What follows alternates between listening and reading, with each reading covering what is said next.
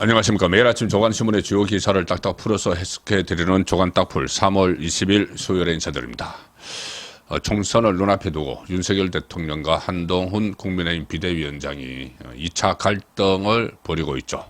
자, 일단은 갈등을 해소할 수 있는 물꼬가 하나 터졌습니다.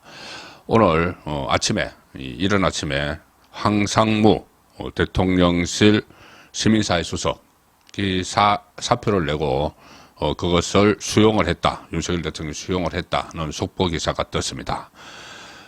오늘 오전에 대변인실 명의로 윤석열 대통령은 황상무 수석의 사의를 수용했다. 이렇게 밝혔습니다. 지난 14일 기자들과의 오찬 자리에서 1980년대 언론인 핵칼 테러 사건을 언급한 사실이 보도되면서 논란에 휩싸인 지 6만인데 MBC가 그때 핵칼 테러 이 부분만 떼내서 좀 악의적으로 보도를 했죠. 그래서 처음에 대통령실은 이것은 왜곡이기 때문에 사표를 낼 일이 아니다 이렇게 이야기를 했지만 결국은 총선 앞두고 여론이 악화되니까 자기 희생을 택했습니다. 여당에서도 한동훈 비대위원장도 계속 황상무 수석의 자진 사퇴를 요구를 해왔죠. 그렇지만 대통령실은 지난 18일까지만 해도 언론사 관계자를 상대로 어떤 강압 내지 압력도 행사해 본 적이 없다. 우리 정부는 과거 정권같이 언론인을 사찰하거나 언론사 세무 사찰을 벌인 적 없다. 이렇게 공식 입장을 밝혔지만 그러니까 황상무 수석 발언이 부적절하기는 했지만 황상무 전 수석도 사과를 했죠. 부적절하기는 했지만은 사표를 낼 일까지는 아니다. 자, 그런 입장이었는데 한동훈 위원장이 어제도 다시 황상무 수석 자진 사퇴를 압박하고 나섰습니다. 그리고 여당 지도부뿐만 아니라 국민의힘 수도권 후보들도 황상무 수석이 사퇴하지 않으면은 총선에서 큰 악재다. 이런 요구를 계속 해왔습니다. 그래서 여권에서 당정이 충돌하면서 위기감이 고조되는 상황이었는데 일단 이 문제는 일단 됐습니다. 한동훈 비대위원장 어제 공천자 대회를 열었죠. 거기서 아주 비장한 각오를 밝혔습니다. 자, 조선일보 일면 톱기사입니다.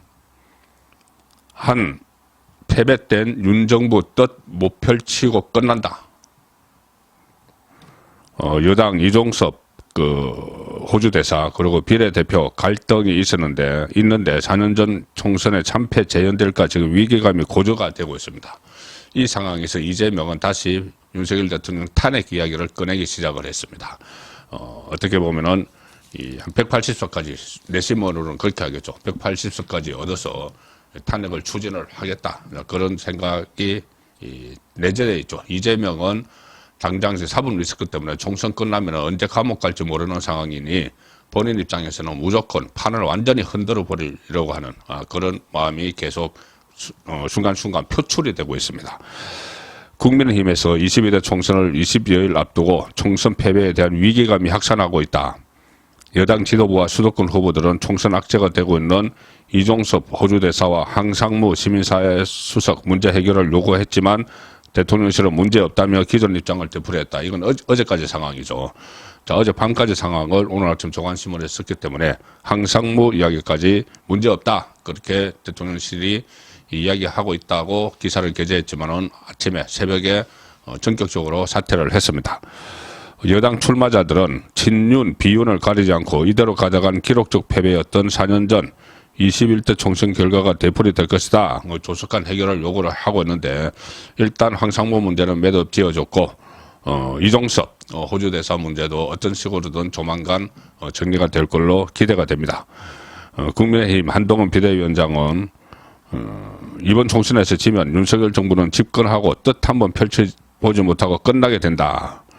용기를 내자. 저는 남은 22일 동안 죽어도 서서 죽을 각오가 돼 있다. 이렇게 비장한 의지를 표명을 했습니다. 자, 그만큼 지금 선거가 어렵다는 이야기죠. 이재명은 야권 정권 심판론을 넘어서 탄핵까지 시사를 하고 나섰습니다. 어제 재판에도 안 가고 이재명은 강원도 갔는데 춘천에서 민주당 자체로 151석 하는 것이 최대 목표다. 그 스슬퍼른 박근혜 정권도 우리가 힘을 모아서 건재해서 내줬지 않았나. 이렇게까지 이야기를 하고 있습니다. 본인이 이 사법 리스크를 일거에 해소할 수 있는 방법은 윤석열 정권을 무너뜨리는 거겠죠. 그래서 지금 이재명은 공천파동, 그 극심한 공천파동에도 불구하고 지금 이 지지세를 모아가고 있는 그런 상황입니다. 지금 갈등, 그러니까 국민의힘과 용산 대통령실의 갈등을 부추기는 기사들도 지금 계속 쏟아지고 있는데, 자, 중앙일보 일면 톱 기사입니다. 일면 톱 기사는 완전히 갈등 부추기는 기사입니다. 한동훈 대리인이냐 지휘자냐? 한동훈이 대리인이냐 지휘자냐? 윤한 갈등, 본질은 총선 주도권. 비례 명단 발표 10여 분 전에 용산에 통보했다. 그리고 용산 전혀 개입 안 한 게 역효과를 부르고 있다. 이런 반응을 보이고 있고, 한동훈은 정부 오만하면 위기가 온다. 연일 압박을 하고 있다. 그래서 총선 21일 앞 여권 위기감 확산. 지난 1월에 불거졌던 윤한 갈등이 4.10 총선을 20여일 앞두고 2라운드를 맞고 있다. 중앙일보 기사입니다. 이종섭 귀국, 황상무 사태가 한동훈 국민의힘 비대위원장의 압박 카드라면 비례대표 사천 논란은 대통령실의 반격 카드다. 양측의 신경전이 길어지면서 여권 공멸의 위기감도 커지고 있다. 수면 아래 잠복했던 파열음이 터진 건 국민의 미래 위성정당이죠. 비례대표 후보 명단 때문이었다. 19일 여권 내부 인사의 전원을 종합하면 윤석열 대통령은 전날 발표된 명단을 보고 상당한 불쾌감을 표시했다고 한다. 그동안 선거 개입 논란을 우려해서 대통령실이 비례대표 공천 불개의 원칙을 지켜왔는데 돌아온 결과가 기대에 한참 못 미쳤다. 그리고 여권 관계자는 대통령실은 전혀 개입하지 않았다. 자율성을 준 게 오히려 역효과를 불러왔다. 이렇게 이야기를 했다고 합니다. 친윤계의 핵심 이철규 의원이 명단 발표 직후 공개적으로 지적을 했듯이 비대위원 2명이 비례대표에 포함되고 호남 기반 정치인은 배제된 게 실망스럽다는 게 대통령실의 분위기다. 친윤계는 내용뿐 아니라 형식도 문제를 삼고 있는데, 비례대표 명단을 당 지도부가 공식 발표 10여 분 전에 용산 대통령실에 보낸 것으로 안다. 용산 입장에서 일방 통보로 느꼈을 것이다. 제가 이 취재한 바로도 실제로 한 15분 전에 국민의힘에서 비례대표 명단을 발표하기 한 15분 전에 윤석열 대통령에게 전달을 했다고 합니다. 일종의 통보죠. 과거 같으면은 이 대통령실이 그 전에 훨씬 먼저 이것을 받아보고 이것은 빼고 이것은 넣었으면 좋겠다 이런 식의 의견을 개진을 합니다. 그런데 이번에는 윤석열 대통령이 완전히 자율에 맡겼다. 그것은 비례대표뿐이 아니고 지역구 공천 과정에서 봐도 용산의 입김이 전혀 들어가지 않았다는 것이 곳곳에서 드러납니다. 자, 비례대표도 그런 식으로 했는데 한동훈 위원장이 본인과 가까운 사람들을 아니면 본인이 이렇게 영입한 사람들을 앞순위에 대거 넣는 바람에 용산에서 희망을 했던 사람들이 많이 빠졌다. 자, 그 이야기입니다. 자, 그래서 갈등의 본질은 총선 주도권이다. 뭐 이렇게 중앙일보는 일면에서 일면 톱으로 이렇게 다루고 있습니다. 실제로 그런 뭐 충돌은 상당히 있었던 것 같습니다. 조선일보 사면 기사입니다. 여당 비례 공천 갈등 와중에 한동훈, 이철규 고성이 오갔다. 이철규는 친윤, 핵심 친윤이죠. 한동훈 비대위원장이 어제 원하는 사람이 안 됐다고 해서 그걸 사천이라고 얘기하는 건 우스운 얘기다. 시스템에 따라 공천하는 것이다. 이렇게 이야기를 했습니다. 인재영입위원장 겸 공천관리위원인 이철규 의원이 한 말에 대한 반론 같은데, 이철규는 호남에 기반을 둔 정치인들의 배제와 후순위 배치도 실망의 크기가 작지 않다. 그래서 한 위원장과 이철규 의원은 이 비례 순번을 서로 논의를 하다가 어느 쪽을 앞쪽으로 하고 뒤로 할지 누구를 놓고 뺄지를 논의를 하다가 서로 고성을 지르기도 했다는 것이 조선일보 취재입니다. 이 과정에서 서로 이럴 거면은 내가 간두겠다는 식의 이야기도 나왔다. 이렇게 조선일보가 보도를 하고 있습니다. 자, 이 지도부에서 이렇게 다툼이 벌어지니까 현장은 더 이렇게 불안감에 젖어 있죠. 자, 동아일보 정치면 기사입니다. 서울, 경기 4년 전 15석도 못 건질 판이다. 여수도권 후보들 9석. 서울 그때 8석, 경기 7석을 했었죠.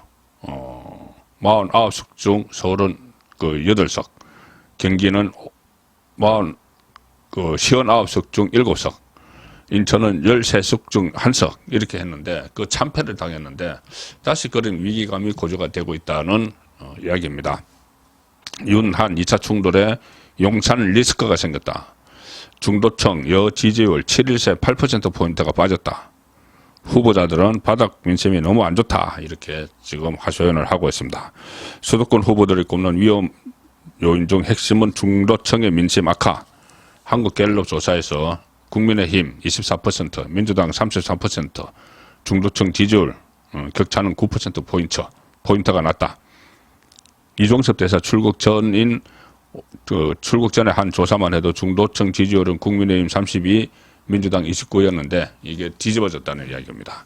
자, 그래서 이 항상무 문제는 일단 매듭이 되었으니까 이종섭 전 장관 호주 대사 귀국을 해야 될지 아니면은 귀국을 하게 되면은 또 그것을 가지고 꿀토르를 삼아서 계속 민주당이 또 공격을 할 여지는 있습니다. 그래서 그것을 어느 쪽으로 해야 될지 정부적 판단이 필요할 걸로 보입니다. 자, 구체적인 여론조사 결과도 하나 나왔습니다. 서울에서 동아일보가 계속 그 여론조사를 하루에 한 건씩 상세하게 하고 있죠. 오늘 조사한 지역은 영등포 갑입니다. 아시다시피 김영주 민주당 소속이었는데 국회 부의장 국민의힘으로 말을 갈아탔고 민주당에서는 최현일 직전 구청장이 출마를 했죠. 자, 동아일보 정치면 기사입니다. 최현일 41.4%, 김영주 35.4%. 여기도 오차범위 안에서 지고 있습니다. 김 탈당 심판하겠다. 최현일. 야, 사당화 심판하겠다. 김영주. 그리고 개혁신당 허은하 5.4%. 지금 개혁신당 이준석의 개혁신당 후보들은 어느 곳에 가나 3%에서 5%씩 받고 있죠. 종로의 금태섭도 마찬가지고 용인의 양향자도 한 5% 선입니다. 그리고 정당 지지율은 1%로 완전히 추락을 한 그런 상황에서 악전고토를 하고 있는 이준석의 개혁신당 모습이 여기서도 나타났습니다. 자, 마지막 소개해드릴 기사는 민주당 공천파동. 엄청난 파동이 있었는데 지금 국민의힘 주요 언론들이 일면 톱에서 다루고 하는 국민의힘 갈등 때문에 민주당 공천파동이 묻히는데 어제 마지막 박용진 강보걸이죠. 강보걸에서 또 패배를 했습니다. 중앙일보 기사입니다. 두 번 비명 행사 박용진 이재명과 맞서 졌지만 이겼다. 본인이 그렇게 이야기를 했습니다. 조수진 또 알릴레오 유시민의 알릴레오 방송을 하던 조수진 옛날 과거에 정의당 진보당 의원의 보좌관을 했던 조수진이 서울 강보걸에서 또 박용진에게 이겼는데 워낙 이 박용진은 30% 감점을 받고 조수진은 25% 가점을 받은 상황에서 기울어진 운동장에서 경선을 했죠. 그래서 두 번 비명 행사한 박용진인데 반전이 없었다. 이재명은 이 와중에 또 경선 득표를 이례적으로 공개를 했습니다. 조수진이 압도적으로 이겼다. 얘기 끝내자. 이렇게 이야기했습니다. 모란 강장 유세에서 이재명은 강보걸 권리당원 투표는 조 후보가 53.75, 박 후보가 46.25, 그리고 전국 권리당원 투표는 조 후보의 76.85, 박 후보의 23.15 이렇게 이례적으로 공개를 하고 나서 가감산 적용 전후 모두 조 후보가 압도적으로 앞섰다. 이 얘기는 여기서 끝내자. 이렇게 이야기를 했습니다. 지금 이재명은 어쨌든 엄청난 논란에도 불구하고 공천 파동에도 불구하고 지금 본격적인 지원 요새에 나섰습니다. 재판에도 안 가고 나중에 본인이 선거에서 이기면은 뭔가 유리한 국면이 조성이 되니 재판까지도 무시하고 막 이렇게 선거에 집중하고 있습니다. 그래서 180석 이상 혹시라도 가져가면은 탄핵을 추진하겠다. 그런 속내가 가끔씩 표출되는 상황이죠. 지금 국민의힘은 여기에 대응을 해야 되는데 내부 갈등을 빚고 있습니다. 어쨌든 항상무 사태로 1차 매듭을 풀었으니까 나머지 문제들도 비례대표도 뭐 순번 몇 개 더 조정하면 됩니다.